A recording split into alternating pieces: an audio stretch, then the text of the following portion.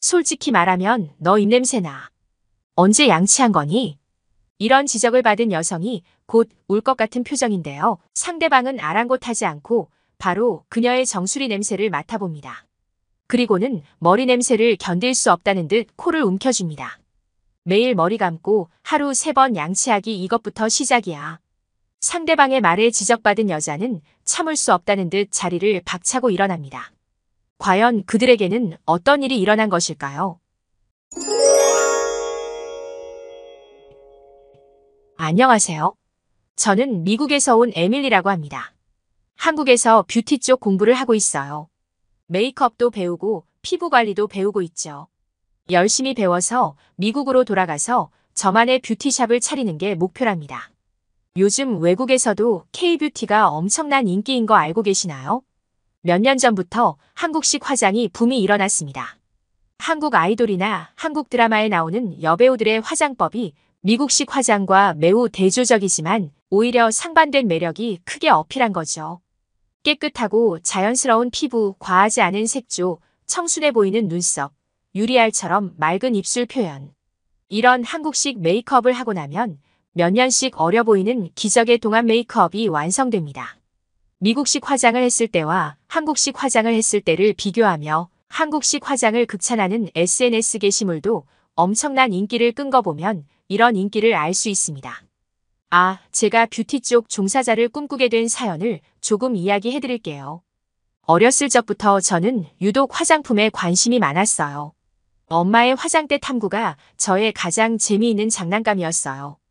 다른 아이들은 엄마의 화장품을 어지럽히고 망가뜨리면 엄마에게 크게 혼났을 텐데 엄마는 그런 저를 혼내키지 않으시고 항상 인자하게 설명해 주셨죠. 에이미, 이건 볼터치라는 거야. 이렇게 뺨에 바르면 얼굴에 생기가 돌지. 어때? 참 예쁘지? 그런 엄마 때문이었을까요? 저는 자라면서 뷰티 분야 전문가를 꿈꾸게 되었답니다. 처음에는 영상이나 책으로 혼자 공부했어요. 그러다가 정말 전문적으로 공부해보고 싶다는 욕심이 생겼어요. 그렇게 넉넉하지 않았던 가정 형편 때문에 전문 아카데미 같은 곳을 갈 엄두는 내지 못하고 유튜브로 혼자 독학을 했습니다. 그리고 공부하면 할수록 한국으로 유학 가고 싶단 열망이 생겨났어요. 아까도 말씀드렸다시피 K-뷰티는 이미 전 세계적으로 유행하고 인정받고 있었으니까요. 그리고 저는 한국의 메이크업 방식이 참 마음에 들었어요. 절대 인위적이지 않게 자신이 가지고 있는 본연의 아름다움을 부각시켜주니까요. 겉만 꾸미는 것이 아닌 먼저 근본, 바탕이 아름다운 것을 추구하는 것이 무척 제 마음에 와 닿았습니다. 경제적 여건 때문에 쉽지 않았지만 1년간 열심히 아르바이트하며 모은 돈으로 한국 유학길에 오르고 나서 제 삶은 완전히 달라졌어요. 처음에는 메이크업 공부를 시작했다가 그 다음에는 피부에 관심을 두기 시작했죠. 한국인들은 대체로 굉장히 맑고 환한 피부를 가지고 있는데 그 비법이 궁금했습니다. 단지 하얀 피부를 이야기하는 것이 아니라 한국 분들은 잘 모르실 수 있겠지만 외국인들의 눈에 한국인들의 피부는 유독 맑습니다. 은은한 광채도 돌고요. 그것이 제 눈에는 무엇보다 아름답게 느껴졌습니다. 그러면서 자연스럽게 피부 관리 쪽에도 관심이 생겼습니다. 그 비법이 궁금해서 한국인들을 유심히 관찰한 결과 엄청난 하지만 어쩌면 단순한 비법이 있었습니다. 한국인들은 태생이 피부가 좋기도 하지만 모두 엄청나게 청결하더군요. 지금은 한국인처럼 씻고 생활하는 저이지만 몇 년 전만 해도 저는 평범한 미국인 그 자체였죠. 냄새가 나면 먼저 깨끗하게 씻을 생각을 해야 하는데 향수나 데오도란트로 덮어버리는 그런 방식을 선택하는 게 당연했거든요. 수건을 매일 새 것으로 갈아 쓰고 양치는 식후에 하루 3번 한다. 머리를 매일 감는다. 얼굴을 닦는 수건과 발을 닦는 수건은 분리해서 쓴다. 한국인이 들으면 너무 당연한 이 위생관념은 안타깝게도 미국에서는 상식이 아닙니다. 수건 한 장으로 며칠씩 그것도 온몸을 닦고 발도 닦고 그렇게 쓰니 당연히 피부에 트러블이 생길 수밖에 없지 않겠어요? 양치도 하루에 1번 하는 사람도 허다하고요. 떡진 머리로 며칠씩 다니는 것도 그냥 일상입니다. 그런 몸에다가 향수 뿌리고 짙은 메이크업하고 잠깐의 눈속임만 할 뿐인 것이죠. 이제 저는 누가 피부 고민을 상담해 오면 그 사람의 생활 습관부터 체크합니다. 이런 기본적인 위생, 청결을 지키도록 조언하고요. 처음에 이런 지적을 받은 미국인들은 모두 얼굴을 붉히고 어떤 사람들은 민망함에 오히려 화를 내기도 하지만 결국에 실천해보면 모두들 수긍합니다. 그리고 알게 돼요. 미국인들처럼 사는 게 얼마나 비위생적이고 냄새나는지요. 그건 마치 담배 피우는 사람이 자기가 담배를 피울 때는 흡연자에게 어떤 냄새가 나는지 모르다가 본인이 담배를 끊게 되면 얼마나 그 냄새가 역한지 깨닫게 되는 것과 마찬가지죠.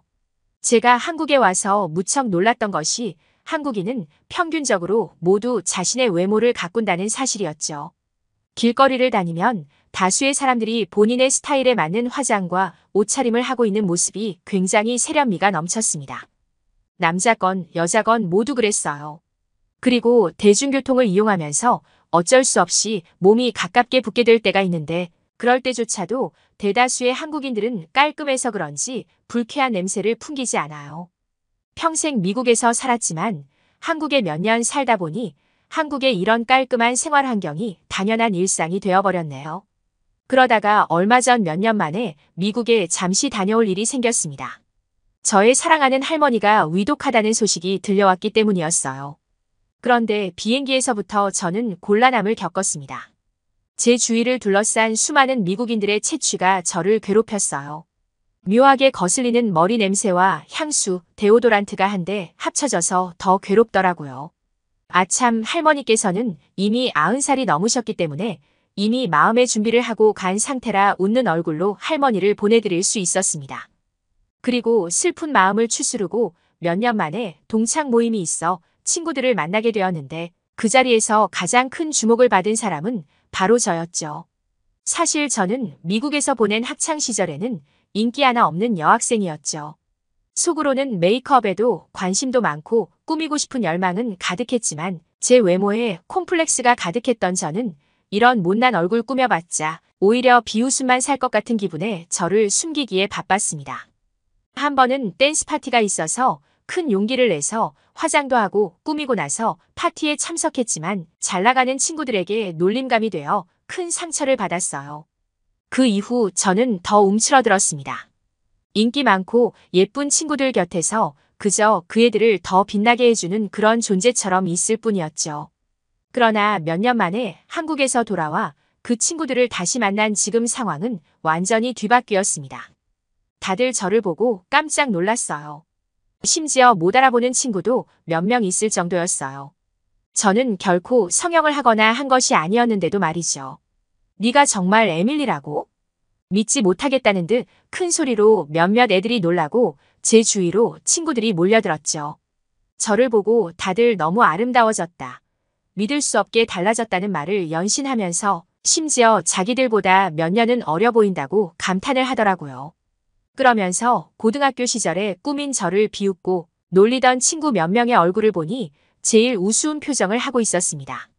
자기들이 놀리던 못생긴 제가 자기들이 보기에도 달라져서 이렇게 많은 동창들에게 칭찬을 받고 있으니 질투가 나서 견딜 수 없다는 표정이었습니다. 친구들은 제 한국식 화장법과 스타일링에 감탄을 하였고 그날의 여주인공은 다른 사람이 아닌 바로 저였습니다. 그리고 그날 이후 제게 못났다고 놀림받던 고등학교 때를 생각하면 정말 믿기 힘든 일이 일어났죠. 저의 모습에 질투를 느꼈지만 또 동시에 너무 그 비법이 궁금했던 친구들이 하나 둘씩 남모르게 연락을 해오기 시작한 겁니다. 제가 한국에서 뷰티 전문가 공부를 하고 있다는 것을 들은 친구들은 다 같이 있을 때는 자존심에 물어오지 못했지만 그 궁금증을 참지 못했던 것이죠. 제가 그 애들에게 첫 번째로 물은 것이 뭔 줄 아세요? 너 오늘 아침에 쓴 수건은 며칠 동안 사용한 거니? 양치는 언제 한 게 마지막이야? 앞에서 제가 말한 것처럼 그런 것을 지적당하면 거의 대부분은 민망함에 펄쩍 뜁니다. 본인이 굉장히 지저분하고 비위생적인 생활 습관을 가지고 살아왔다는 것을 인정하기가 쉽지 않으니까요. 조금 예뻐졌다고 잘난 척하지 말라며 화를 내고 가버리는 애도 있고 창피해서 얼굴이 홍당무가 되어버린 애도 있었죠. 그래도 제 말을 끝까지 듣고 수긍하는 친구에게는 제가 한국에 살면서 터득한 기본 생활 습관을 가르칩니다. 그리고 그것들을 실천해서 본바탕 피부가 준비가 되면 뷰티 컨설팅을 해주기로 약속했습니다. 저는 예전처럼 원인은 그대로 둔 채 잠시 가리기에 급급한 그런 아름다움은 추구하지 않기로 했어요. 그게 제가 한국에 살면서 배운 첫 번째 뷰티 습관이기 때문이죠. 그러면서 자연스럽게 내면도 돌아보면서 챙기게 되더라고요. 왜 아름다움을 추구하고 싶은지, 그저 남들에게 보이는 모습에 집착하는 것은 아닌지 하는 고민까지 포함해서요. 그러면서 제 주변 사람들, 혹은 제가 컨설팅 해주는 모든 분들이 자신의 내면을 포함해서 아름답게 만들기를 원했습니다. 저는 공부를 끝마치기 위해 다시 한국으로 돌아가야 했지만 요즘 세상이 뭐 거리가 무슨 상관인가요? 얼마든지 인터넷을 통해서 얼굴을 보면서 제가 조언해주고 관리해줄 수 있는 시대니까요. 친구 몇몇은 당장 한국에 오고 싶다고 난리입니다. 저와 같은 K뷰티 매니아가 몇 명 더 생길 것 같네요. 오늘 제 사연은 여기까지입니다. 과거에는 미국인들을 포함한 외국인들이 우리 한국인에게 마늘 냄새, 김치 냄새가 난다고 지적하면 우리는 움츠러들기만 했던 시절이 있었습니다. 그런데 이제는 오히려 한국인들에 비해 그들이 더 지저분하고 냄새난다고 지적하는 외국인들도 늘어나고 있는 것 같아요.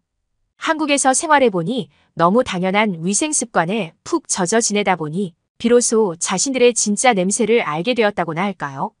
오늘의 사연자 에밀리 씨는 주변 사람들까지 내면과 기본 바탕부터 돌봐주는 것을 보니 아주 성공할 뷰티 컨설턴트가 될 준비를 마친 것 같습니다. 감동 돋보기를 끝까지 시청해주셔서 감사드리며 여러분께서 보내주시는 성원이 제작에 큰 힘이 되고 있습니다. 좋은 이야기로 또 찾아뵐게요.